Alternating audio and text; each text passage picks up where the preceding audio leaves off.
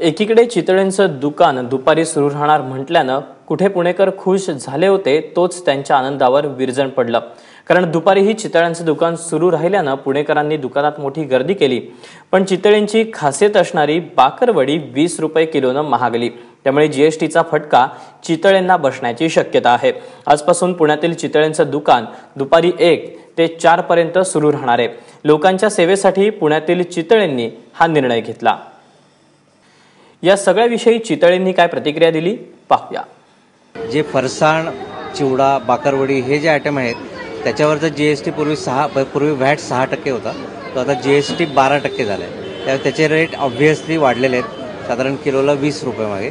मिठाईमध्ये सध्या तरी फरक पडलेला नाही आहे, कारण मिठाईवरचा जीएसटी वाढलेला नाही आहे, त्याच पद्धतीचा आहे, त्यामुळे तेच रेट आहेत। आणि प्रोसिजरल पार्ट आम्ही बऱ्यापैकी आत्तापर्यंत 70-80% काल अखेर कव्हर केलेलं आहे। त्यामुळे आमची जी बिलिंग सिस्टीम आहे त्याच्यावर जीएसटी सकट बिल आम्ही द्यायला आजपासून सुरुवात केली। हा बदल फार मोठा आहे, त्यामुळे सगळेच थोडेसे कन्फ्यूज आहेत, पण बऱ्यापैकी क्लिअरिटी येत चालली त्याच्यात। आणि मला ते 1-2 महिन्यात सगळ्या गोष्टी सेटल व्हायला हरकत नाही असं मला वाटतंय।